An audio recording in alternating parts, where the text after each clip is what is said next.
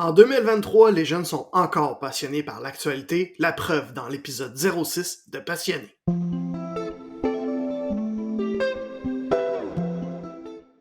Merci d'être de retour pour l'épisode 06 de Passionnés. Je suis Olivier GD, guide consultant en podcast. J'aide en fait les entreprises à trouver leur place dans ce milieu-là, que ce soit en créant leur propre projet ou en achetant de la publicité sur des projets qui existent déjà. Et j'aide aussi monsieur, madame, tout le monde à créer un projet, une idée qui les passionne, donc créer un projet autour de ça, faire que ce soit une réalité. Peut-être un jour même la monétiser, peut-être un jour, si on est chanceux, aider ces personnes-là à vivre de ce projet-là qui les passionne. C'est un peu ça qui me passionne, moi. Le but de mon podcast passionné, ben, évidemment, en premier, là, c'est un élément de portfolio. C'est pour démontrer aux personnes qui peuvent m'engager ce que je suis capable de faire, démontrer comment je le fais aussi. Donc, c'est un peu ça, le but de passionner, mais c'est aussi une belle façon pour moi de rencontrer des humains passionnés. C'est une façon de réseauter, parce que moi, ça fait pratiquement, je pense que ça fait 8 ans que j'habite à Québec, puis jusqu'à cet été, je ne connaissais absolument personne à Québec dans le monde des affaires, donc c'est aussi une belle façon de rencontrer ces gens-là, de rattraper un peu le temps perdu, si on veut. Puis en plus, ben, je découvre des humains exceptionnels. Donc, en même temps, pourquoi pas te faire découvrir ces mêmes humains-là en même temps. On fait d'une pierre deux coups, en fait. Donc, c'est ça, le podcast passionné. Le concept, c'est de présenter des créateurs, des entrepreneurs, des podcasteurs, name it, qui ont une passion qui les fait carburer à tous les jours, qui les fait rouler à 100 000 à l'heure à tous les jours, mais aussi une passion qui leur permet de relaxer un petit peu, de refaire le plein après des longues journées, après des gros rushs. Donc, c'est un peu ça, le but de passionner. En passant, si t'es de retour pour l'épisode 6, que t'as écouté, épisode 5, 4, 3, whatever, tout d'abord, merci d'être de retour. Et ensuite, j'imagine que t'es de retour parce que t'as aimé ce que t'as entendu à tes premières écoutes. Donc, si c'est le cas, je t'invite à mettre 5 étoiles sur la plateforme d'écoute que tu utilises, si c'est Spotify ou Apple Podcast. Si tu es sur YouTube, à la place, mets le pouce en l'air. Donc, c'est la façon pour démontrer aux plateformes d'écoute que ce que je fais est apprécié, est suivi, est aimé. Donc, ça me permet, après ça, de rejoindre plus de gens. Donc, ça m'aide énormément si tu le faisais. Aussi, si t'es un peu comme moi, puis que t'as beaucoup trop de podcasts à écouter, il y a une belle façon d'en passer un petit peu plus rapidement. Toutes les plateformes d'écoute ont un outil pour accélérer la vitesse d'écoute. Moi, je t'invite donc à essayer la vitesse x1.25 ou x1.5 pour faire qu'un podcast qui dure 1 heure va durer 40 minutes, par exemple. Ça te permet donc de passer plus de podcasts plus rapidement et de passer ta liste là, d'écoute, la raccourcir un petit peu, si on veut, sans en enlever. Mon invité aujourd'hui à Passionné est Jean-Simon Buis. Jean-Simon travaille dans le monde des médias depuis longtemps. Il a travaillé à la radio privée. En fait, il travaille encore comme chroniqueur à la radio privée à Énergie 98.9 à Québec. Mais il est surtout lecteur de nouvelles et journaliste pour Nouveau Info. Moi, quand j'ai rencontré Jean-Simon, en fait, j'étudiais en art et technologie des médias au cégep de Jonquière, tout comme lui. En fait, lui était à sa 3e année, qui est la dernière, il était sur le point d'arriver sur le marché du travail. Moi, j'étais un jeune et naïf, si on veut, en ma première année. Puis j'ai rencontré Jean-Simon parce qu'il il avait développé une idée de créer un genre de groupe de coworking, si on veut. Dans le monde des médias, ce qu'il faut savoir quand on va être animateur de radio, il faut être au fait des actualités le plus possible. Et Jean-Simon, lui, pour s'améliorer, il avait décidé de créer un groupe de coworking et d'avoir d'autres étudiants du programme de radio pour se rencontrer, puis pour parler d'actualité, et pour se donner des trucs pour mieux la suivre, mieux la connaître. Donc vraiment un groupe de coworking d'actualité. Ça m'a tout de suite frappé, ça m'a tout de suite démontré à quel point Jean-Simon était un passionné de l'information. Donc, quand j'ai créé le podcast Passionné, ben, c'était évident qu'il fallait que je l'invite, que je le reçoive, parce qu'il n'y a pas vraiment grand monde dans mes quelques années là, dans le monde des médias. J'ai pas vraiment rencontré quelqu'un d'autre plus passionné que lui de l'information et de l'actualité. Donc, c'est pour ça que je l'ai invité sur Passionné. Ce qui m'a surpris, en fait, ça fait longtemps, là, je le connais, Jean-Simon, ça fait plus de 10 ans, mais j'ai découvert des affaires sur lui que je savais pas.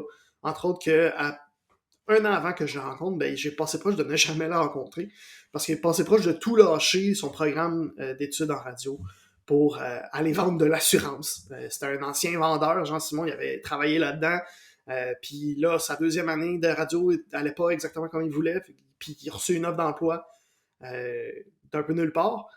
Fait qu'il a passé proche, on a passé proche de pas avoir de Jean-Simon But comme on le connaît aujourd'hui, parce qu'à la place, il a passé proche de vendre de l'assurance à Saguenay.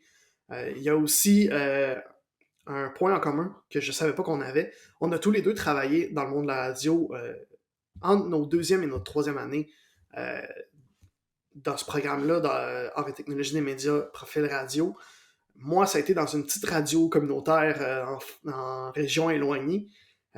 Et lui, c'était pour remplacer Myriam Segal, que si tu écoutes un peu la radio de Québec depuis un moment, la radio de Saguenay depuis un moment, tu le sais que Myriam Segal, c'est un monument de la radio. Puis lui, ben, il a remplacé un été de temps dans l'émission du matin, entre ses deux années, entre son année de deuxième année, sa troisième année. C'est un mandat vraiment énorme qu'il a réussi à avoir grâce à un concours. Donc, il m'a raconté tout ça dans l'épisode 06 de Passionné et on va aller écouter ça dès maintenant.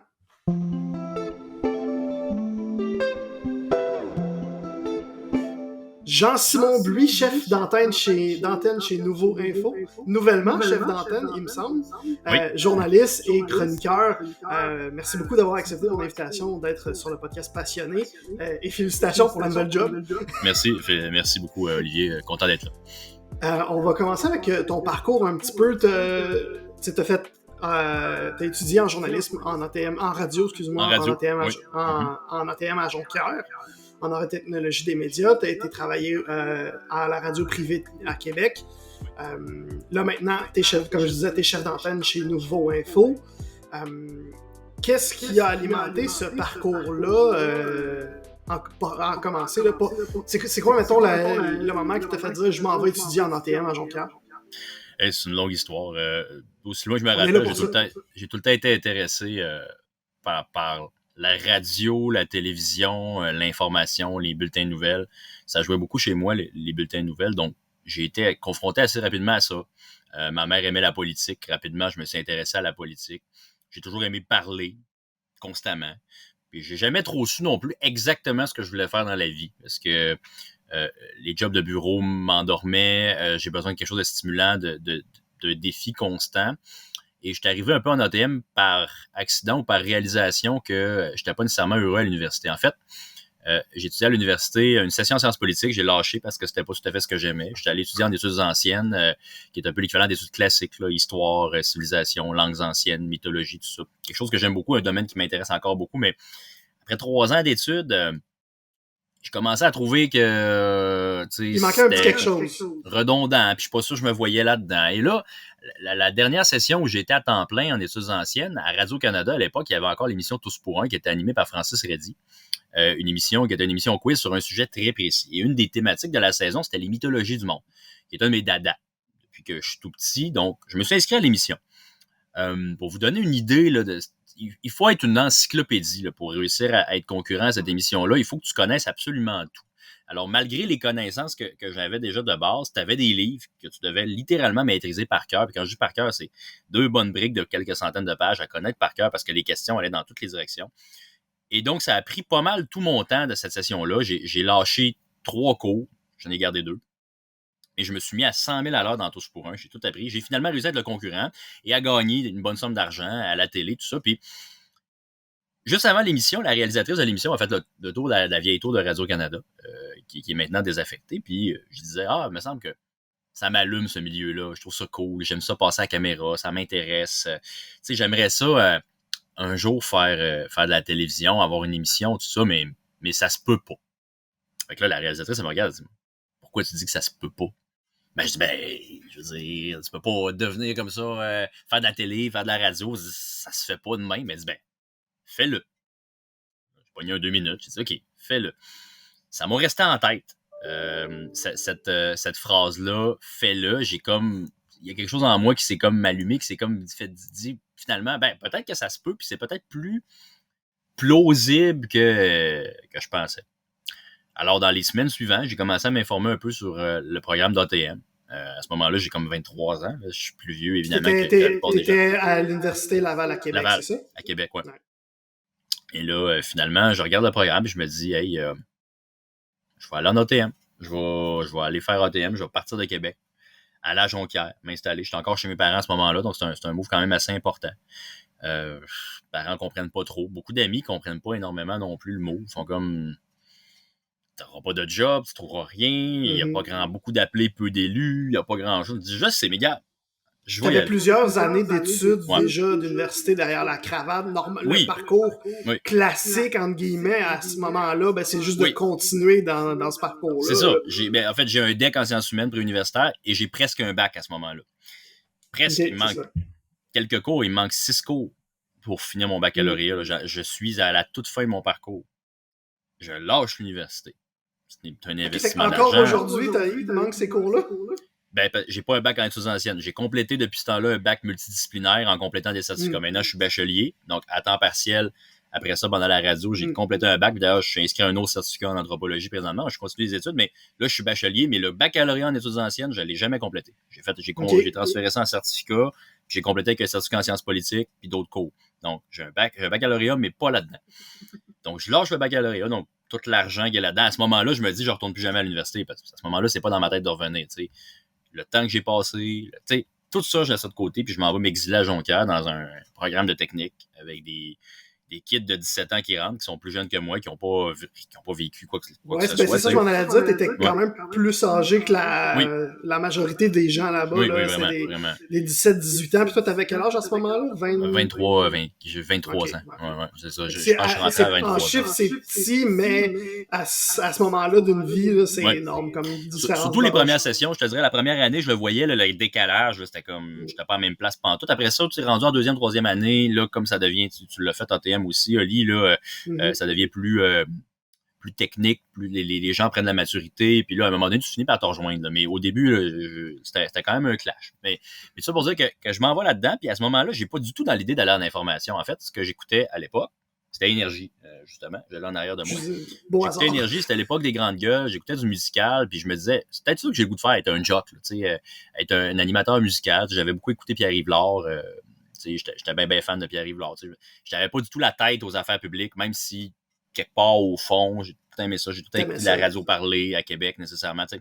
Quelque part, c'était loin, mais c'était tellement inaccessible pour moi de faire ça que, je veux dire, je le voyais pas comme ça. Alors, je fais ATM, je rentre là-dedans. Première année, qui est un peu une année introductive. Deuxième année, j'ai failli lâcher ATM, littéralement, là, en radio.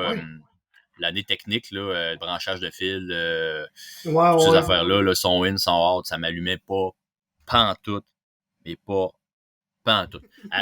Arrive de quoi, puis je te dis, j'étais vraiment sur le bord de lâcher parce que, pour une raison XYZ, je sais pas comment ça s'est tombé sur moi, mais j'ai reçu une offre de l'Industrielle Alliance en deuxième année en AT1 pour devenir conseiller financier à Saguenay. Il y a quelqu'un qui m'écrit, je sais pas comment il a eu mon contact, je pense que j'avais mis mon CV sur différentes plateformes, puis la personne me rencontre, c'était vraiment une offre sérieuse. On a quelqu'un qui part à la retraite. Il y a un portefeuille ça d'épais de clients.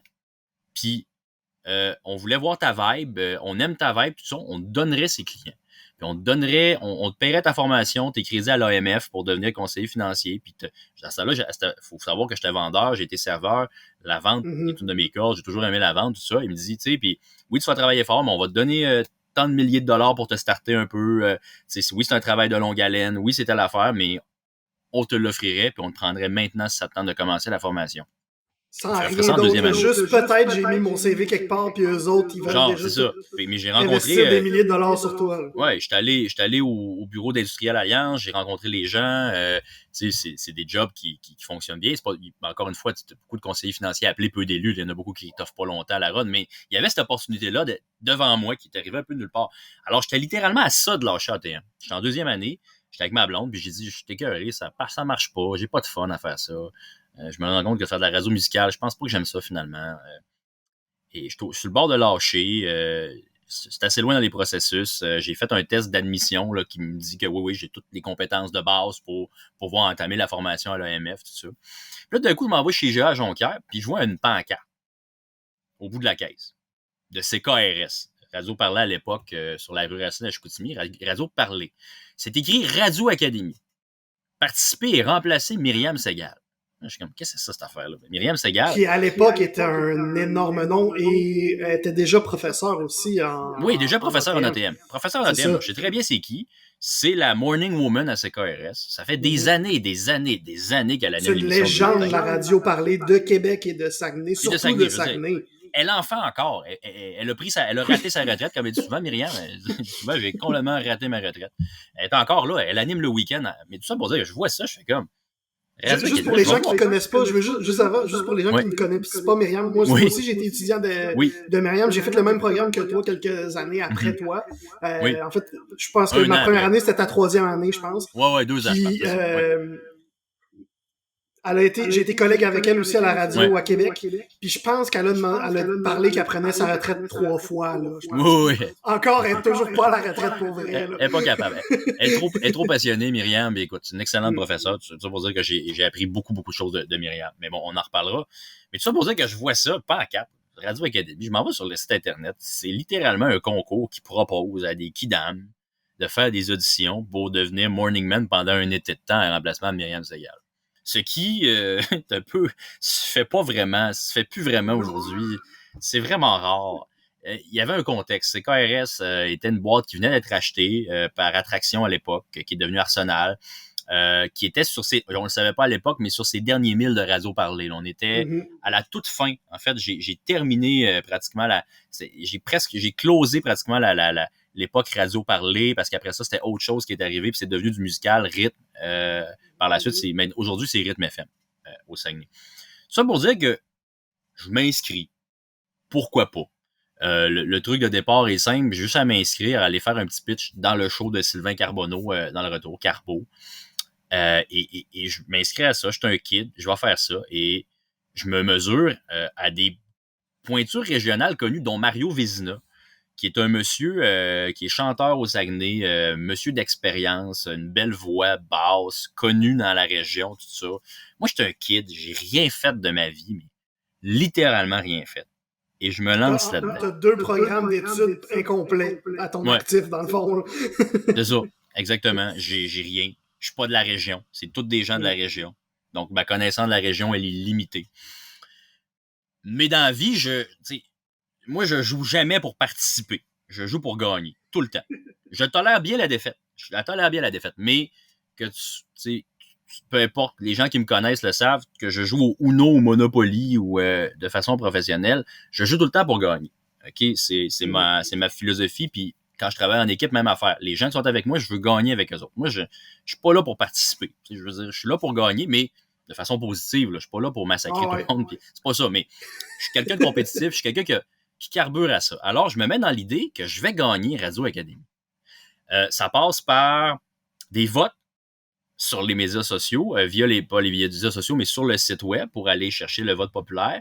Et ça passe par, évidemment, le choix de la direction par rapport à une co-animation dans l'émission du retour avec Sylvain Carbonneau pendant un certain nombre de semaines. Tu te mesures en 8e de finale, quart de finale, demi-finale, finale, à différents candidats jusqu'à ce qu'il n'en reste que. Et j'ai gagné. J'ai appris à travers Radio Académie, d'abord que c'est ça, le talk radio était fait pour moi. C'est-à-dire que j'avais de la facilité à commenter l'actualité, à faire des entrevues. Évidemment, je me réécoute aujourd'hui, je trouve pas ça écoutable, là, je trouve ça épouvantable, mais c'était quand même suffisant pour faire de la radio talk en région à ce moment-là, au Saguenay-Lac-Saint-Jean, qui est un marché en passant exigeant en matière de talk radio, très comparable à Québec en termes de philosophie. Très sous-estimé aussi, là, dans le monde de la radio. T'as Montréal en haut de l'échelle complètement, t'as Québec pour la radio parlée, puis on parle beaucoup de Gatineau, par exemple. Gatineau, parce que c'est ultra compétitif à cause Sherbrooke aussi. des 2 langues, Sherbrooke. Mais Saguenay, c'est dans le top aussi. Là. Totalement. 5e marché, je pense, en importance, quand on apprenait les marchés. Là, mais un marché avec beaucoup de talent, avec des animateurs très proches de leurs auditeurs. Et je vais apprendre à travers Radio Académie, d'abord, tranquillement, les premières bases de mon métier. je vais rencontrer un premier mentor qui est Sylvain Carbonneau, qui va me prendre vraiment sous son aile, l'animateur du retour à ce moment-là, qui a vu quelque chose en moi, puis a eu le goût de m'aider là-dedans, dans cette compétition-là. Et je vais réussir, coup après coup après coup, à passer à travers mes candidats. Et je vais découvrir aussi le pouvoir des réseaux sociaux à travers ça. Parce que, quand je te dis, quand je décide de gagner, je décide de gagner. Je sais pas le nombre de centaines, Olivier, de messages privés que j'écris aux gens pour dire « Allez voter pour moi ». J'ai écrit des centaines, puis à chaque étape, il fallait que tu réécrives aux gens, puis tu achales le monde pour un petit vote. Alors, côté vote populaire, j'ai gagné par une marge monumentale, mais le temps que j'ai mis là-dedans, là, à écrire à tous mes amis Facebook, après ça, je demandais à ma blonde « Hey, peux-tu me brancher sur ton Facebook? » Je vais écrire à tous tes amis Facebook. Puis là, à job, je pense qu'au Jack and Jones, j'avais demandé « Hey, je peux-tu prendre ton Facebook un peu? Je vais écrire à tes amis Facebook. » J'ai découvert le pouvoir des réseaux sociaux et j'ai découvert que j'avais capacité à, quand je focus sur quelque chose sur les médias sociaux puis que je veux spinner un contenu, où j'ai la capacité de le faire. Alors, finalement, en finale, quelque part au mois de mai, j'arrive contre l'autre finaliste et je suis nommé remplaçant de Myriam Segal. Et donc, ma carrière commence sur des chapeaux de roue, comme Morning Man, remplaçant, pendant 9 semaines, finalement, à la base d'une émission de Radio Parler, dans une région de laquelle je ne suis pas natif. Alors, je peux pas besoin de te dire que à partir de là, tous les apprentissages. J'ai pas terminé ATM, j'étais en fin de 2e année, là. Il me reste ma 3e année. C'est une marche énorme, pas normale. C'est pas normal. Il y a personne qui commence sa carrière comme ça, ou à peu près. Je veux dire, c'est rarissime. Tu commences pas ta carrière comme ça. C'est casse-gueule, c'est suicidaire.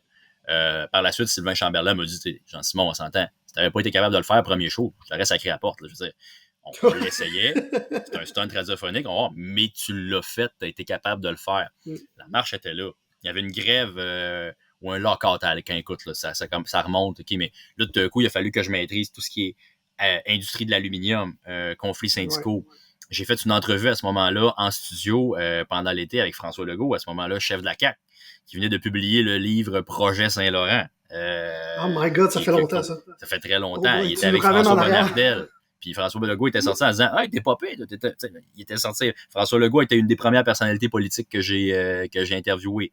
Fait que je me suis retrouvé à interviewer des intervenants importants rapidement. Jean Tremblay, qui était maire de Saguenay, évidemment. J'ai eu à parler, à faire des chroniques avec pendant le retour, pendant Radio-Canada, avec Régent Tremblay, qui avait des chroniques à ce moment-là. Donc, des monstres des médias que là, tout d'un coup, le kid arrivait. Puis, fait que rapidement, ça pardonne pas. Là. Quand tu as l'air fou avec Régent Tremblay, ça pardonne pas. C'est pas un gars qui pardonne. T'sais. Il faut que tu sois sa coche. T'as pas le choix. Quand tu fais une entrevue avec un politicien de la trempe de François Legault qui avait déjà des dizaines d'années derrière la cravate, fait que rapidement, puis j'étais même pas j'étais pas 5% de ce que je suis capable de faire aujourd'hui, mais rapidement, t'es forcé. T'es en mode survie. Je veux dire, t'es en mode survie. T'as 3 heures de show talk à animer à chaque matin. T'as jamais fait ça de ta vie. Tu connais pas la région. Fait que la recette que j'ai prise, ça a été de visiter la région. Donc, à chaque fin de show, chaque week-end avec ma blonde, j'ai visité tout ce qui se fait comme attraction au Saguenay-Lac-Saint-Jean. J'ai visité le musée de la nature à Sainte-Rose-du-Nord, la fromagerie de Saint-Prime, nomme-les toutes, le caverne du Trou de la Fille, je les ai toutes faites, Val-Jalbert, le Tu pourrais faire un livre, le guide touristique de Jean-Simon au Saguenay. Je les ai toutes faites pour m'imprégner de la région, m'imprégner de ce que c'était le Saguenay-Lac-Saint-Jean, qui étaient les gens. Et j'ai lancé une promotion aussi parce que j'avais le goût d'être en contact avec les auditeurs qui s'appelait l'Odyssée de la poutine. J'ai réussi à pitcher ça à CKRS, de trouver un autocar, les poutineries qui allaient nous accueillir, puis je suis parti avec une dizaine d'auditeurs, puis les autres animateurs faire le tour des casse-croûtes de Chicoutimi-Nord jusqu'à Robertval à peu près, avec les meilleures poutines, puis on a mangé de la poutine à chaque place. Ça s'appelait l'Odyssée de la poutine. Ça a été ma première promo que j'ai faite à la radio aussi. Donc, puis j'ai appris à me lever à 4h moins quart du matin, 4h du matin. Fait en un été, j'ai appris tout ce qui était de base. Puis évidemment, à ce moment-là, Olivier, quand tu as 23-24 ans, tu penses que tu sais tout. Fait qu'à ce moment-là, je pensais, ça y est, je sais tout, je suis la meilleure invention radiophonique depuis le pain tranché. Heureusement, avec les années, tout du vécu, l'humilité, l'expérience, tout ça vient avec aussi. Mais à ce moment-là, j'ai rien de tout ça. Tu l'as-tu appris, justement, je veux faire du pouce là-dessus. Oui. Justement, est-ce que tu l'as appris à la dure que t'étais pas la plus grande invention radiophonique depuis le pain tranché? Oui, puis personne l'est, en passant. Personne n'est la meilleure invention depuis le pain tranché. Ça n'existe pas, ça. Je veux dire, tu as un talent, tu peux avoir un talent brut. Je suis capable de le dire sans... Je le sais, j'ai du talent dans ce que je fais.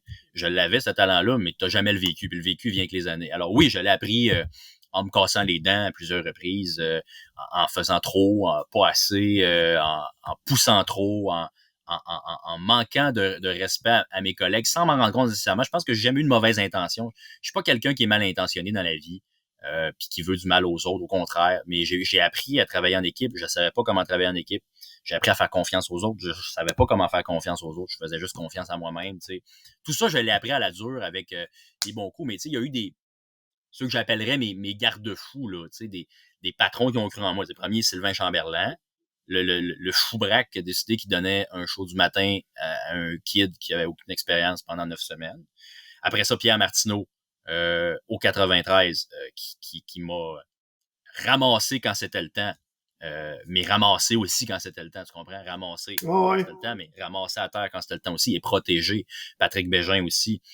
C'est deux patrons qui m'ont appris énormément de choses, mais qui m'ont aussi, au bon moment, mis des limites. Brigitte Simard, plus récemment, qui est devenue directrice générale, qui elle aussi m'a amené tout le côté faire briller les autres. Elle m'a amené à un autre niveau par rapport à ça. Fait qu'à tous les moments où est-ce que j'étais jeune, je me plantais, puis tu te plantes quand t'es jeune, c'est automatique. Surtout quand t'es quelqu'un comme moi qui veut grimper au sommet de la montagne puis qui veut, tu sais, y aller.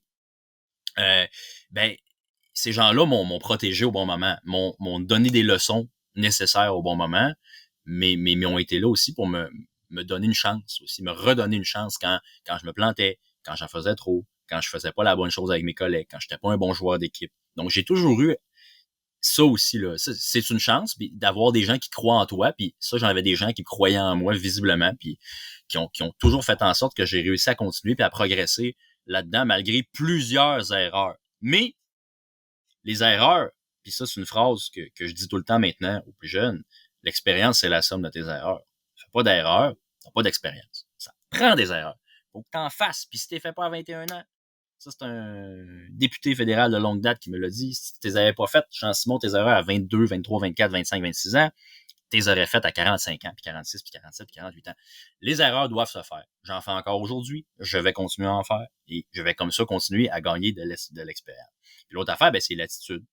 C'est l'attitude. C'est de comprendre que, tu sais, le talent brut tout seul, ça sert absolument à rien. T'as beau être capable de partir d'une feuille blanche, faire un show de 4 heures, spectaculaire, parler aux gens, faire écouter le monde, être bon. Ça sert à rien si t'as pas la bonne attitude, ça sert à rien si tu t'entoures pas des bonnes personnes, ça sert à rien si les gens te font pas confiance. Puis si les gens t'apprécient pas comme collègue, tout ça. Pierre Martineau avait une phrase excellente que je répète encore aujourd'hui, puis à chaque fois les gens l'adorent. C'est ton aptitude plus ton attitude égale ton altitude. Ça dit tout. Wow. Ça dit tout. Oui, ça dit tout. Oui, c'est 3 mots, mais c'est ça. Aptitude sans attitude, tu pourras pas monter. Parce qu'à un moment donné, ton attitude va te faire mettre dehors ou ben tu vas perdre ta attitude tout seul, sans talent, ben tu vas bloquer à un moment donné. Ça peut te mener à un certain endroit, mais tu pourras pas monter plus. Ton altitude va être basée jusqu'où tu vas monter dans cette industrie-là. Puis probablement toutes les industries d'ailleurs. J'imagine partout, oui, partout. Partout, tu vas avoir à peu près la même chose, que ce soit en droit, en affaires, peu importe. Je veux dire, ces deux éléments-là vont faire en sorte que tu vas aller plus loin.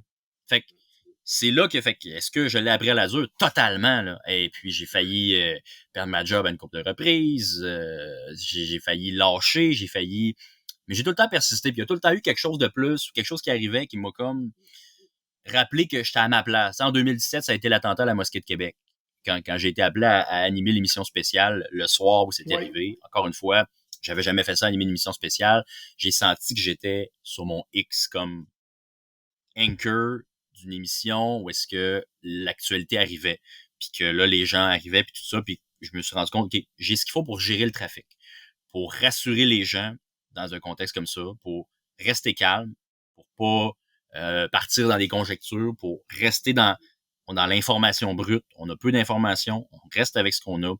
Les gens ont besoin d'une voix au bout du fil, ils ont besoin d'une présence, donc ça, j'ai ces capacités-là. C'est là que je l'ai réalisé. Ça m'a mis au monde à plusieurs niveaux, cette émission-là. Ça m'a aussi démontré que j'étais capable, dans une situation d'urgence, de radio d'urgence, d'information d'urgence, de livrer l'information, de garder mon calme, puis de rester intègre dans ma façon de livrer Parce que l'information. c'est un mandat qui est ultra risqué. Là, à la base, c'est à pied levé parce que c'est un événement qui est en mais cours. ça prend un fou, tu sais, pour faire ça. Ça prend Pierre Oui. Martineau qui a été complètement fou puis qui s'est dit, Jean-Simon But, c'est lui qui le fait. Il aurait pu appeler Sylvain Bouchard, Gilles Parent à l'époque, n'importe. Tu sais, il aurait pu appeler Mathieu Boivin, mon collègue journaliste, Jonathan Bernard. Tu sais, tous des gens qui avaient plus d'expérience derrière la cravate que moi, Denis Langlois.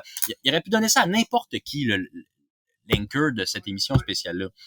Il a décidé de le faire avec moi. Il m'a dit, je savais pas que tu n'étais pas capable de le faire, que j'étais capable de le faire, je te l'aurais pas donné. Puis il a cru en moi, puis je veux dire, mais quand tu penses à ça, moi, des fois, je me dis, les choses qu'on me confie, encore aujourd'hui, je me dis, sont un peu cinglées, tu sais, au fond. Mais j'ai confiance en mes capacités. Je suis quelqu'un qui a une bonne confiance en ses capacités, mais des fois, je suis comme, c'est est-ce que ça veut dire que tu penses que les patrons de Nouveau Info qui t'ont donné les rênes le poste de chef d'antenne sont un peu fous?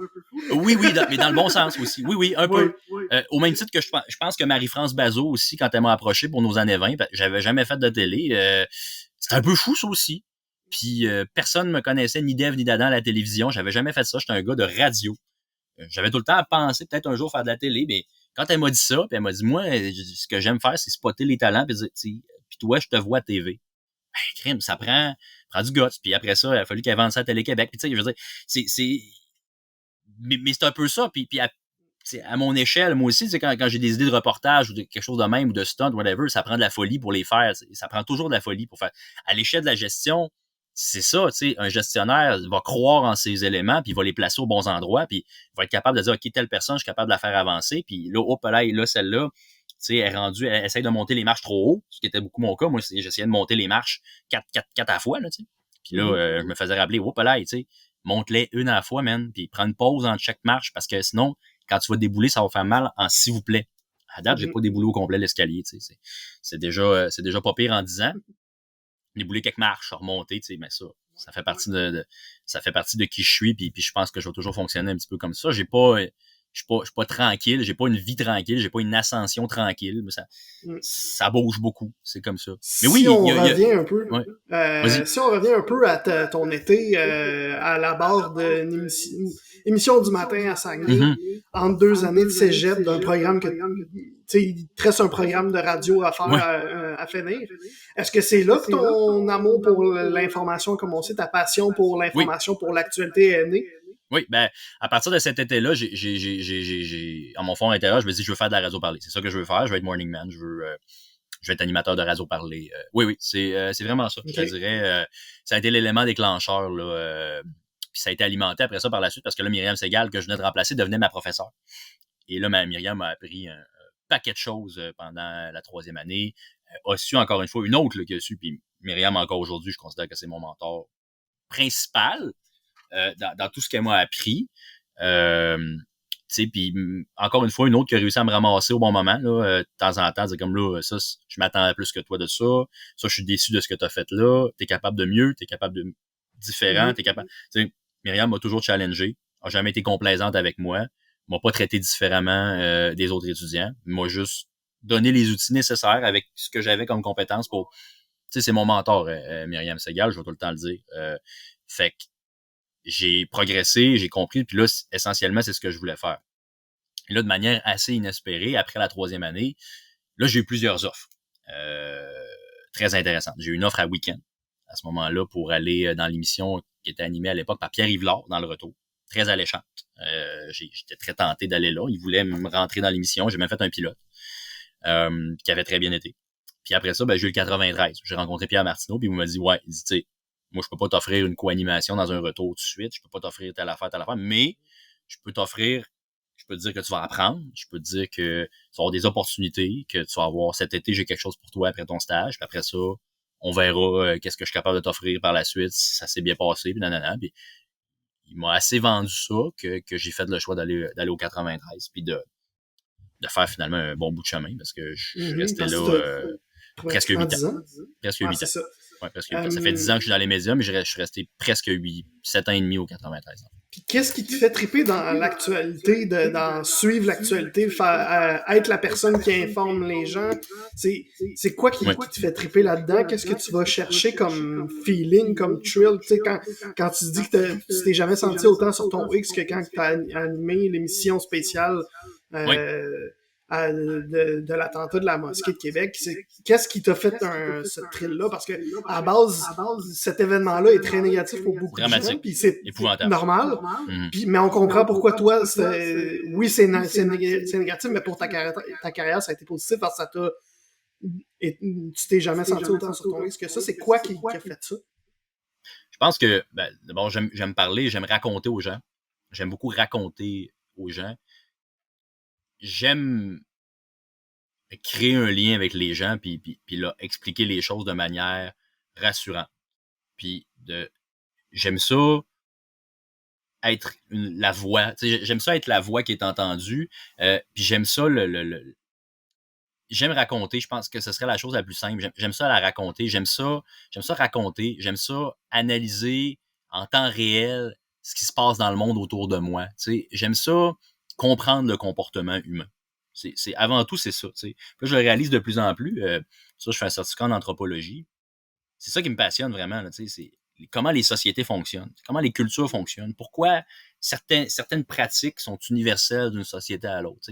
À petite échelle, dans les médias, c'est ça, c'est de l'anthropologie au jour le jour. C'est l'étude au jour le jour du comportement d'une société, des tendances d'une société, c'est le pouls de la société, le baromètre de la société. Donc, pendant l'attentat à la mosquée de Québec, je prenais le pouls en temps réel d'une ville blessée.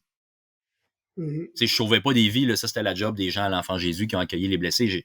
On sauve pas des vies dans les maisons, on sauvera jamais de vie, mais tu prends le pouls des gens dans les moments faciles comme difficiles. La pandémie, je veux dire, la pandémie est un autre exemple où est-ce que on s'est retrouvé en début 2020 à passer dans l'émission du retour. Sylvain Bouchard, on était dans l'émission du matin, émission plus d'actualité. Puis de coup, on se fait donner un mandat plus retour. Pour ceux qui connaissent moins la radio un peu, dans le retour, on est plus dans l'entertainment que dans l'information. Donc, on avait commencé à mettre les jalons d'une émission plus souriante, moins plus actualité, légère, moins commentaires, plus entertainment un petit peu.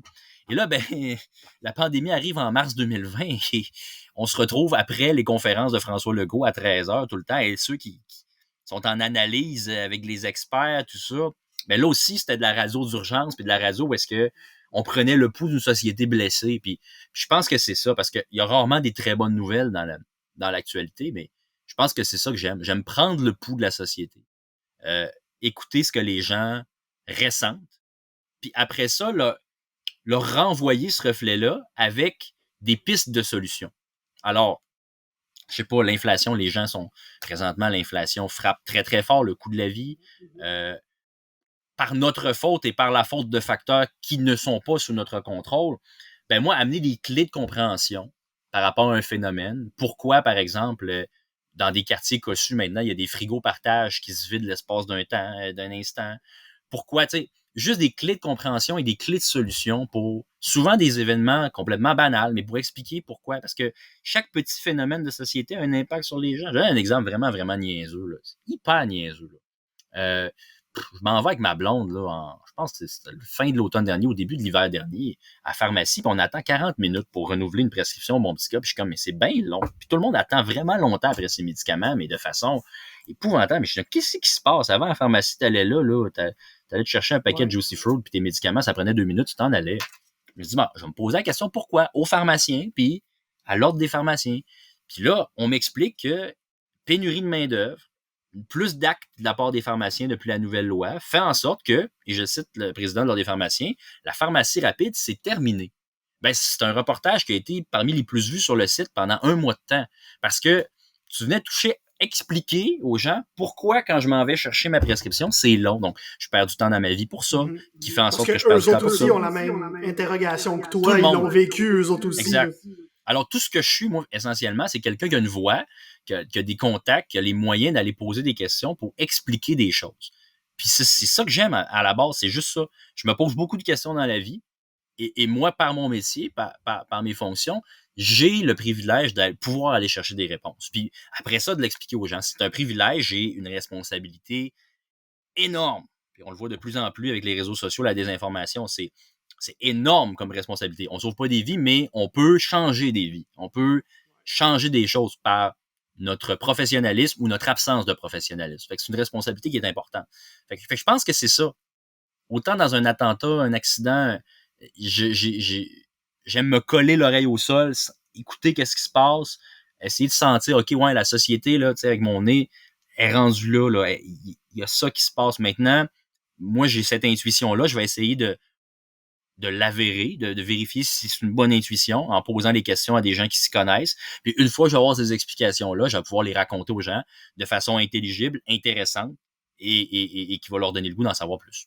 T'as-tu l'impression des fois que juste en ton intérieur à toi, là, ça fait trop longtemps que j'ai l'oreille collée sur l'asphalte, là, j'ai besoin d'un petit break, j'ai besoin de... Oui. Où il y a tellement de bruit autour, j'en ai trop, j'ai besoin d'arrêter. T'as-tu besoin de prendre ces moments de break-là, ou c'est quelque chose que tout le temps, tu vis bien?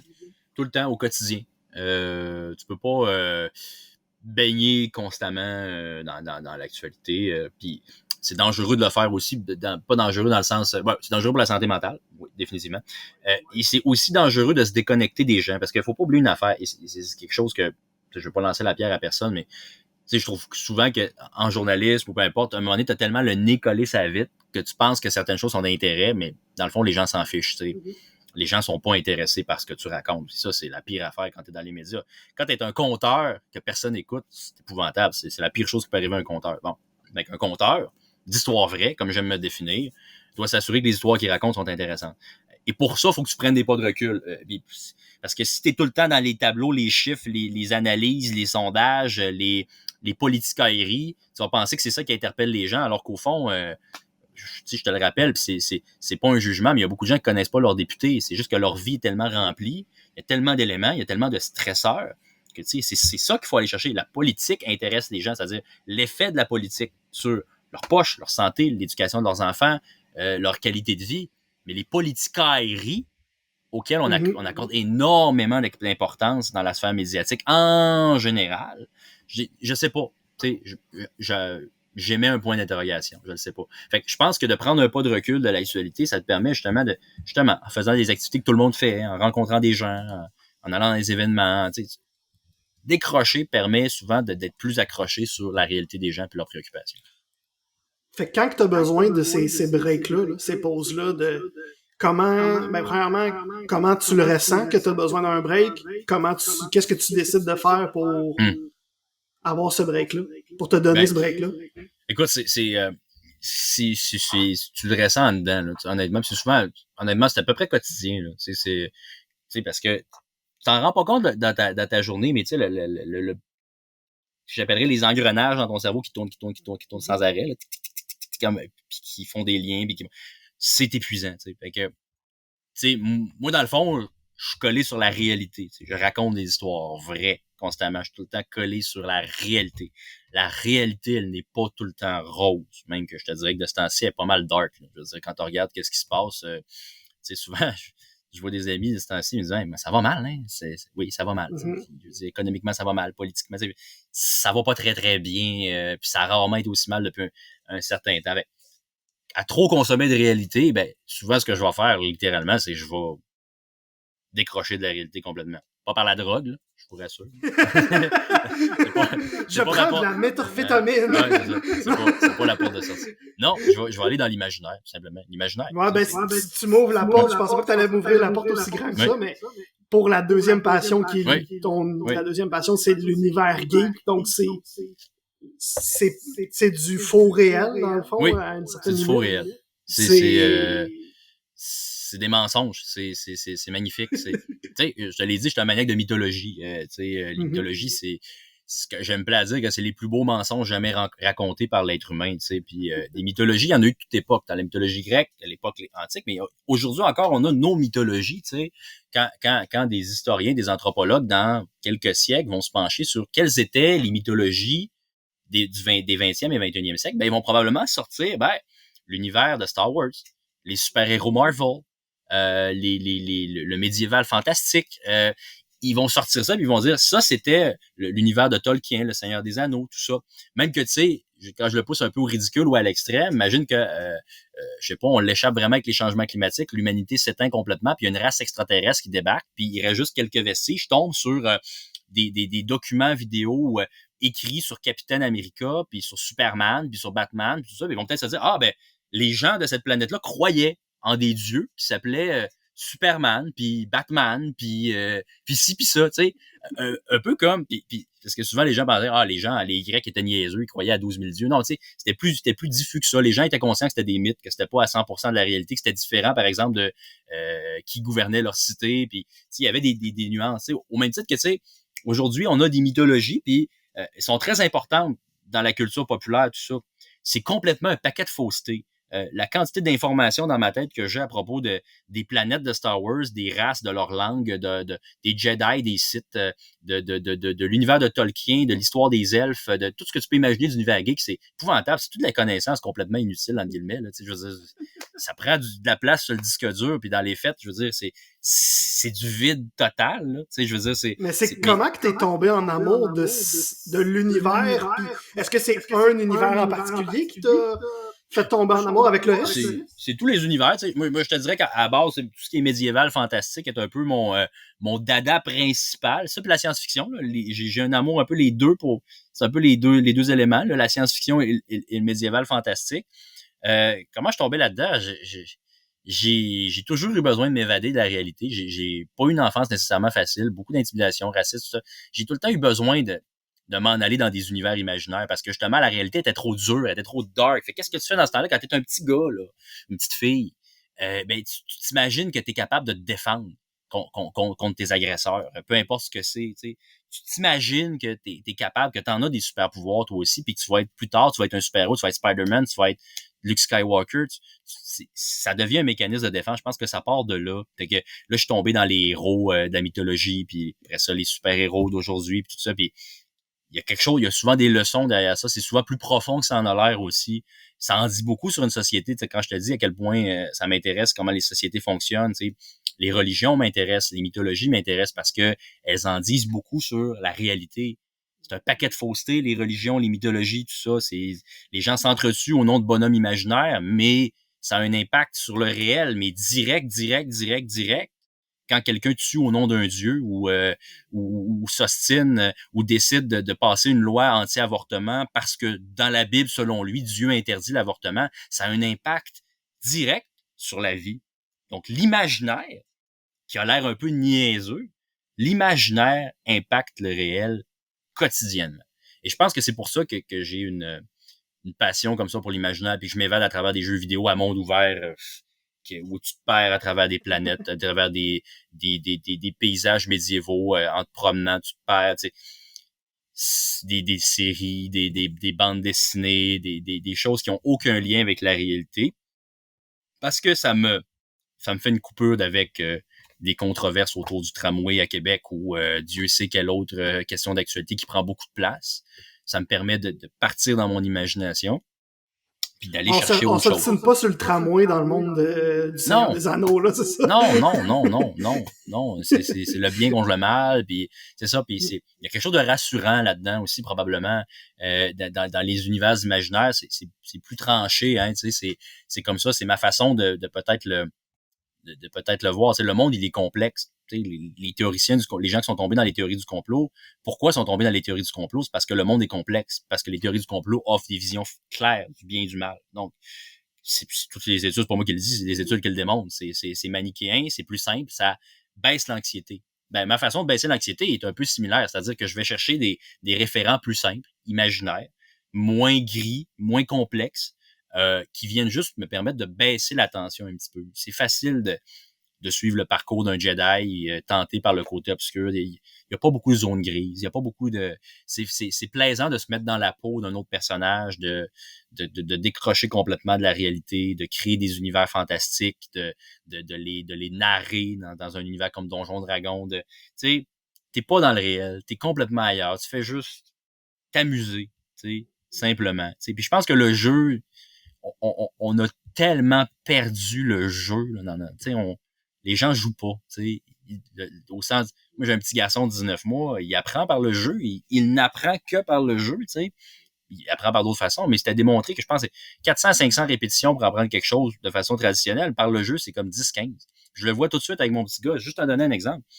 Tu sais, un mot, mettons, que j'y apprends de façon très ludique, là, en insistant sur le mot, en faisant des sons, il l'apprend en claquant des doigts. Mais un mot qu'il entend par-ci par-là, puis qui c'est plus traditionnel, c'est pas par le jeu, ça prend beaucoup plus de temps. Donc, c'est quelque chose qui s'avère aussi, là. Tu sais, puis je pense que on a besoin de ça dans notre société, là. On n'arrête jamais, on est bombardé d'informations, de désinformations, on a besoin de décrocher, puis moi, c'est pour ça que je dis, dans ce temps-là, allez-y dans les univers. D'abord, il y en a pour tous les goûts, là, des univers imaginaires, des univers de manga, d'animé, des univers de médiévaux, de science-fiction, de steampunk. Je veux dire, aujourd'hui, d'ailleurs, c'est ça ma chronique maintenant à Énergie, c'est la revanche des nerds. Aujourd'hui, c'est cool d'être nerd. Fait que, allez-y, là, tripez sur les dragons, vous allez être rendu cool. C'était pas le temps, c'était pas ça quand j'étais jeune, mais maintenant, c'est ça. Tripper sur les dragons, c'est cool. Tripper sur Star Wars, c'est cool. C'est rendu la culture populaire dominante dans notre société occidentale. Donc, c'est ça, c'est juste pour décrocher finalement, mais ça revient à la même chose. J'aime raconter des histoires. J'aime me faire raconter des histoires. J'aime raconter des histoires. C'est juste ça, dans le fond. Ma vie n'est basée que sur ça. J'aime raconter des histoires, puis j'aime les bonnes histoires. Mettons, tu sais, comme là, ce matin, t'es allé faire un reportage. Oui. Puis là, en ce moment, t'es à Énergie, on peut le voir en arrière de toi. Tu vas sûrement travailler encore cet après-midi, là, on est en milieu de journée. Oui, j'ai mes bulletins qui s'en viennent, absolument. Oui. Fait que j'imagine que à peu près vers la fin de la journée, tu vas commencer à penser à t'en lancer dans un univers geek en particulier, peut-être, en fin de la journée. Concrètement, qu'est-ce que tu vas faire? Tu vas-tu prendre ta manette de PlayStation? Tu vas-tu sortir un jeu de table? Ça va être quoi? Ben là, premièrement, ce que je vais faire, c'est que je vais faire mon autre job à temps plein, c'est-à-dire être papa. Oui, effectivement. C'est très, très dans la réalité. Mais quand mon petit gars va être couché, puis qu'on va avoir fini de jaser avec ma blonde, peu importe, je vais prendre ma manette. Puis là, présentement, je joue à Starfield, qui est un jeu de rôle immense dans une galaxie avec 1000 planètes explorables où tu peux faire à peu près n'importe quoi. Puis c'est ça présentement que je fais dans les moments où mon fils n'est pas éveillé, parce que je ne game jamais quand mon fils est éveillé, parce que on a beau aimer l'imaginaire. L'affaire la plus importante, c'est ça présentement. C'est mon petit garçon, qui est une affaire extrêmement réelle. Mais mon petit garçon, je veux l'amener à découvrir à quel point la vie est merveilleuse grâce à l'imaginaire. L'imaginaire est très important. Il y a Tristan, comment il s'appelle? C'est un BDiste, en tout cas. Tristan quelque chose. Son nom m'échappe. Il a écrit l'imaginaire en déroute. C'est un essai sur le fait que lui, comme BDiste, il allait dans les écoles avant les écrans, puis il demandait aux enfants de faire un dessin là, créatif. Là, puis les enfants dessinaient des dragons, puis des sorcières, puis des super-héros, des sirènes, peu importe, des affaires hautes. Depuis qu'il y a des écrans, puis depuis que les enfants lisent moins, puis depuis que l'imagination est moins stimulée, il fait les mêmes ateliers. Les enfants ont de la misère. Ils arrivent, puis ils disent « Ah, mais je sais pas quoi dessiner, j'ai aucune idée. » De peine et de misère, ils vont dessiner une maison, un bonhomme, très ancré dans le réel, sans enthousiasme. On perd l'imaginaire à trop être ancré dans le réel, puis à trop être tout le temps branché. Puis même les émissions pour enfants sont très ancrées dans les choses réelles, les cailloux, pas de patrouille. Tu sais, t'es pas dans des chiens, des pompiers. Tu perds l'imaginaire, la magie des contes de fées, des romans de cap et d'épée, des choses comme ça. Puis je pense que plus tu as une imagination débordante, mieux tu comprends la réalité aussi. Parce que c'est des compétences qui sont pas exclusives. C'est comprendre l'imaginaire te permet de comprendre la réalité. Comprendre la réalité te permet de puiser dans l'imaginaire. Puis l'imagination te permet de trouver des clés pour mieux comprendre la réalité. Tu sais. Moi, j'y crois beaucoup, beaucoup, beaucoup. J'ai fait une petite recherche Google rapide. Est-ce que tu parlais de Tristan Demers? T'en plein ça, Tristan Demers. OK. Oui, c'est bien lui. On va terminer avec 4 petites questions. Comme je te disais, c'est des petites questions rapides, mais dernièrement, dans les autres entrevues, ça finit en question longue. Fait que libre à toi si c'est une question rapide, question longue. C'est qui t'inspire présentement? C'est qui ton créateur ou ça peut être un journaliste, peu importe. Qui t'inspire le plus en ce moment? Dans la vie de tous les jours. Beaucoup de monde, tu sais. Restons dans ma sphère, mettons, là, restons dans mon domaine, là, mettons, deux gars pour qui j'ai beaucoup d'admiration, c'est Patrick Lagacé et Pierre-Yves Lard. Chacun à leur façon. Patrick Lagacé, j'ai eu la chance de travailler avec lui. J'ai trouvé que c'était un leader positif exceptionnel. Il m'a beaucoup appris dans le peu de temps que j'ai travaillé avec lui. J'aime beaucoup ce qu'il fait. Je m'identifie beaucoup à sa manière de travailler comme journaliste, comme chroniqueur. C'est quelque chose qui me rejoint beaucoup. Pierre Yvelard, j'ai déjà même dit un peu, moi, là, à un moment donné, anecdote, quand j'ai voulu m'inscrire en ATM, j'ai un ancien ami, c'est plus mon ami aujourd'hui, là, pas à cause de ça, mais qui m'avait, j'avais dit, je vais me lancer en ATM pour faire des médias, puis il m'avait dit, ça marchera pas, tu pourras jamais faire de télé. Les gens sont trop racistes. Il m'a dit ça de même. Okay? Puis déjà que quand t'es une minorité visible, les biens inconscients, t'es là, l'espèce de haine de toi, tu l'as un petit peu de conviction que parce que t'es pas de la majorité. Naturellement, ces réflexions, tu les as déjà.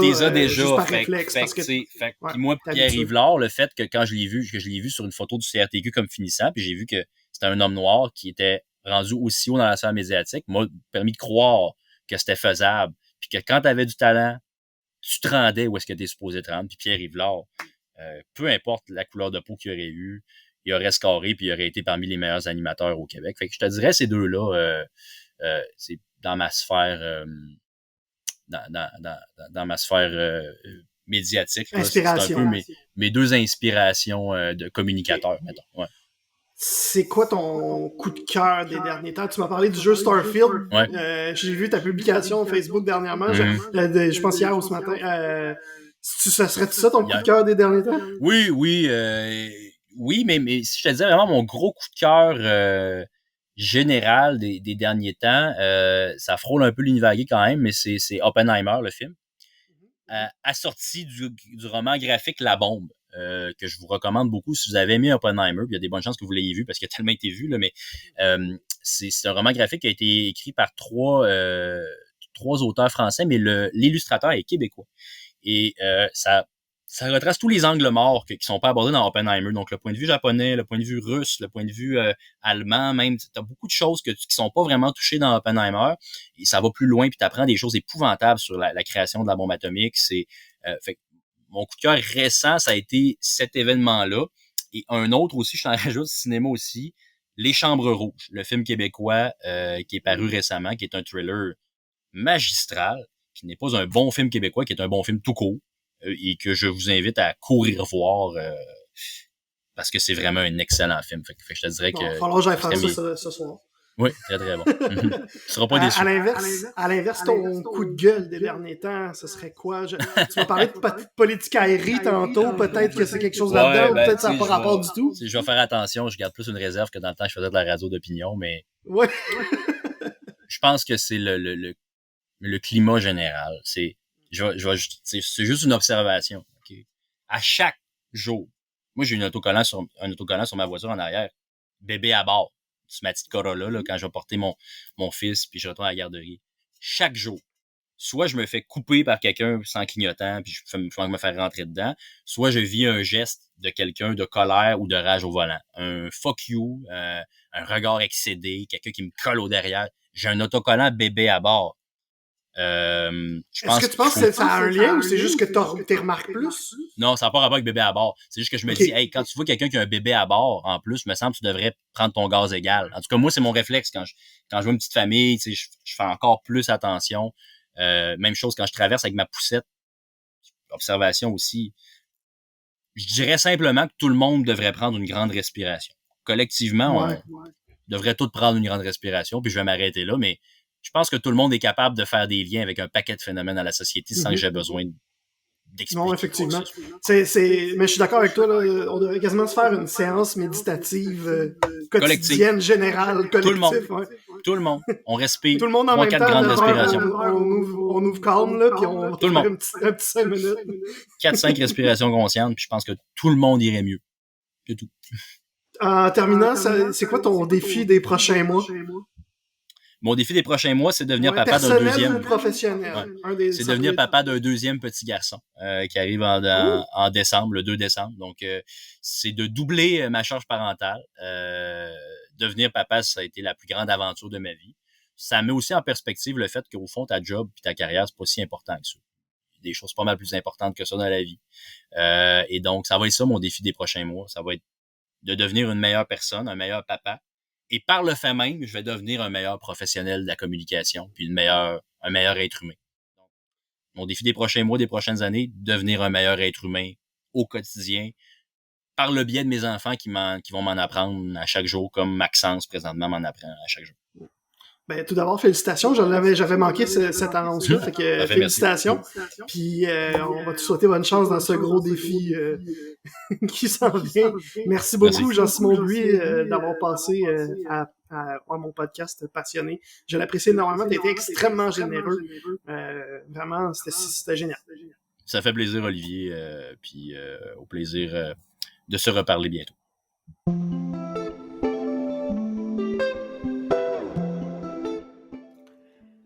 Merci encore une fois, Jean-Simon, d'avoir accepté mon invitation de passer au podcast Passionné. Je sais que tu as un horaire extrêmement chargé, tu as plusieurs mandats à gérer en même temps dans la même semaine. Donc j'apprécie beaucoup que tu aies fait un petit peu de place dans ton horaire pour me parler. Parce que pour être honnête, en fait, Jean-Simon, là, c'est un des rares bons souvenirs que j'ai de mon passage dans le monde de la radio. C'était pas pour moi, ce monde-là, puis je m'en rendais pas compte. Puis Jean-Simon, parce qu'en plus de le connaître en arts et technologie des médias aux études, on a aussi travaillé ensemble dans la même station de radio. Fait qu'on se croisait régulièrement, puis il faisait du mieux qu'il pouvait pour me guider, pour m'aider, pour essayer d'avancer. Puis moi qui était pas heureux, qui savais pas qu'il était pas heureux, qui était pas à sa place, puis qui s'en rendait pas compte, qui pensait en fait à l'inverse, que j'étais à ma place, puis que je tripais ma vie. J'étais pas vraiment réceptif, puis j'étais pas très très bon, mais Jean-Simon continuait de m'aider. Fait que je l'appréciais dans Jean-Simon à toutes ces années plus tard. Puis je l'apprécie encore plus que t'es passé à Passionné aujourd'hui. Je veux aussi remercier toi, cher auditeur, d'avoir été à l'écoute jusqu'à la toute fin de ce podcast. Merci beaucoup. Si t'es encore là, j'imagine c'est parce que t'as apprécié ce que t'as entendu. Dans ce cas-là, je t'invite à venir m'ajouter sur LinkedIn, à me laisser un petit mot, me dire « Hey, j'écoute ton podcast Passionné, j'aime ça. » Ou à l'inverse, si tu as des trucs que tu voudrais que je change sur Passionné, des choses que tu aimes moins, je veux le savoir aussi. Dis-le moi sur LinkedIn, le lien est en description. Si tu veux suivre Jean-Simon aussi, le lien est en description. La semaine prochaine, on va découvrir mon bon ami Francis Jeté. Donc, on va parler de création de contenu sur les réseaux sociaux. Et je sais pas comment le dire autrement, c'est pas comme ça qu'on va le décrire pendant l'épisode, mais de zénitude, je pense que si on le décrirait en un seul mot, ça serait ça. Donc, on va parler avec Francis Jeté de tout ça la semaine prochaine.